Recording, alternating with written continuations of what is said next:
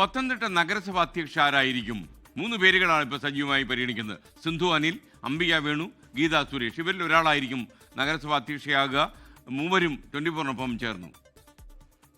സംസ്ഥാനത്തുടനീളം ഇക്കഴിഞ്ഞ തദ്ദേശ തെരഞ്ഞെടുപ്പിൽ UDF മൃഗീയ ഭൂരിപക്ഷം നേടിയിരുന്നു. പത്തനംതിട്ട ജില്ലയിലും UDFന് മുൻകാലങ്ങളിൽ ഇല്ലാത്ത തരത്തിലുള്ള വലിയൊരു മുന്നേറ്റമാണ് കാഴ്ചവെക്കാൻ കഴിഞ്ഞത്. അപ്പോൾ ഇനിയിപ്പോൾ ഈ പറയുന്ന ഭരണസിരാ കേന്ദ്രങ്ങളിലേക്ക് ആരായിരിക്കും അധ്യക്ഷ സ്ഥാനത്തേക്ക് വരിക എന്നുള്ളതിനെക്കുറിച്ചുള്ള ചർച്ചകളൊക്കെ നടക്കുകയാണ്. നിങ്ങളിൽ ആരാകും അധ്യക്ഷ എന്നുള്ളതിനെക്കുറിച്ചൊക്കെ വലിയ ചർച്ചകളൊക്കെ നടക്കുന്നുണ്ട്.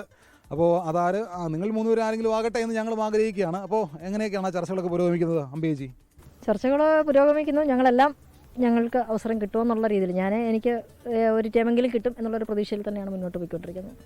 അപ്പോൾ നമ്മുടെ ഗീതേച്ചി ഒരു തവണ നഗരസഭാ അധ്യക്ഷയായിട്ടുണ്ട് എന്നാണ് ഞാൻ മനസ്സിലാക്കുന്നത്. അപ്പോൾ ഇത്തവണ വീണ്ടും ഒരു നറുക്ക് വീഴുമെന്ന് പ്രതീക്ഷിക്കുന്നുണ്ടോ? അത്തരത്തിലുള്ള വലിയ പ്രതീക്ഷകളൊന്നും എനിക്കില്ല. കാരണം ഈ തിരഞ്ഞെടുപ്പിൽ ഞാൻ മത്സരിക്കുന്നില്ല എന്ന് തന്നെ തീരുമാനിച്ചിരുന്നതാണ്.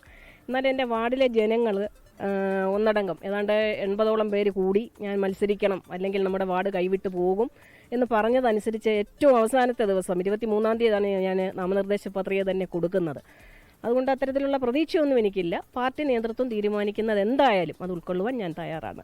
അപ്പോൾ സിന്ധു ചേച്ചി, അപ്പോൾ എത്ര വർഷമായിട്ട് ജനപ്രതിനിധിയാണ്? 12 വർഷമായി. ഇപ്പം ഞാൻ 27-ാം വാർഡ്. മുൻ 2 തവണ എന്നത് പഴയ 8-ാം വാർഡ് തൈക്കാവിനെയാണ്, ഇടയ്ക്ക് ടൗൺ വാർഡ്. നിലവിൽ ഇപ്പം ഞാൻ ടൗൺ വാർഡിൽ നിന്നാണ് ഈ 4ാമത്തെ ടൈം മത്സരിക്കുന്നത്.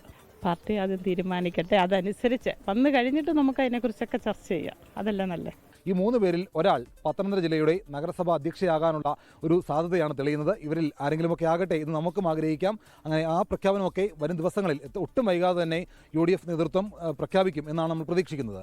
പത്തനംതിട്ടയിൽ നിന്ന് സഞ്ജയ് ഇക്ബാലിനൊപ്പം ഷിജോ കുര്യൻ, 24. അവരിൽ ഒരാളാകട്ടെ നമുക്കും ആഗ്രഹിക്കാം. ലോകത്തെവിടെയായാലും ഏത് സമയത്തും 24 വാർത്തകളും ഓഗ്മെന്റഡ് റിയാലിറ്റി പാക്കേജുകളും എക്സ്പ്ലെയിനറുകളും വിശദമായി കാണാൻ ഞങ്ങളുടെ YouTube ചാനൽ നിങ്ങൾക്ക് സബ്സ്ക്രൈബ് ചെയ്യാം.